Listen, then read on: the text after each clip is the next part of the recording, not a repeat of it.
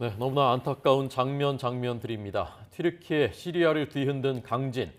2011년 동일본 대지진 이후 최악의 인명피해를 내고 있습니다.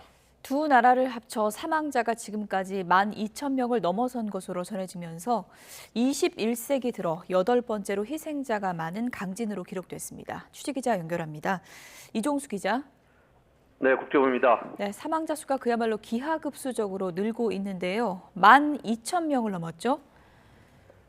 예, 레제프 에르도안 튀르키예 대통령은 지난 지진 발생 사흘째인 8일 지진 사망자가 9,057명, 부상자가 52,979명으로 추가 집계됐다고 밝혔습니다. 에르도안 대통령은 8일 지진 피해가 큰 지역 중 하나인 카흐라만 마라슈를 찾아서 피해 상황을 직접 발표를 했습니다. 튀르키예와 국경을 맞댄 시리아에서는 당국과 반군 측 구조대 하얀 헬멧이 밝힌 것을 합친 사망자 수가 2,992명으로 집계됐다고 AFP 통신이 전했습니다. AFP 통신은 이를 토대로서 두 나라를 합친 사망자가 12,049명이라고 보도를 했습니다. 네. 지금까지의 사망자로만 봐도 21세기 들어서 8번째 지진 참사라면서요? 예, 그렇습니다. AFP 통신은 튀르키예 강진이 21세기 들어 8번째로 희생자가 많은 지진이라고 밝혔습니다.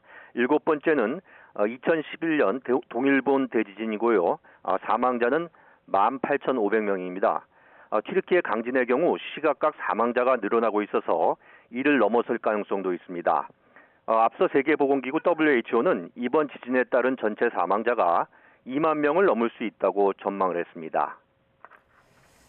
네, 여러 가지 여건이 신속한 구조도 쉽지가 않은 상황인데요. 이제 골든 타임도 얼마 남지 않았죠? 예, 전문가들은 자연재해가 발생한 이후 72시간까지를 인명구조의 골든타임으로 봅니다. 생존율은 24시간 이내에는 74%에 이르지만 72시간이 지난 뒤에는 22%로 뚝 떨어진다는 겁니다. 그리고 닷새째 생존율은 6%에 불과하다고 합니다.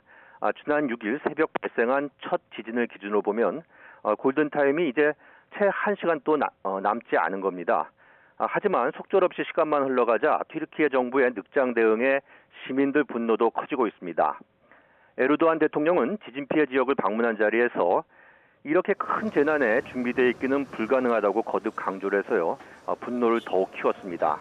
이러면서 당국 대응 비판 메시지가 터져나오던 소셜미디어 트위터는 최근 튀르키예 내 접속이 차단되기도 했습니다. 네.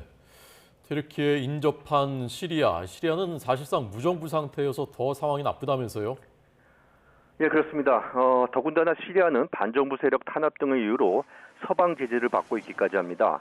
이에 따라 나토 회원국인 튀르키예와 달리 상당수 국가로부터 직접 원조를 받지 못하고 있습니다. 워낙 다급한 상황인지라 시리아의 바샤르 알 아사드 정권은 8일 서방의 제재 해제와 도움을 요청했습니다. 이에 따라 유럽연합 EU도 일단은 회원국들에게 시리아의 의약품과 식량 지원을 권고를 했습니다.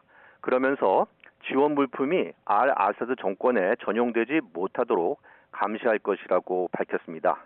지금까지 국제부에서 전해드렸습니다.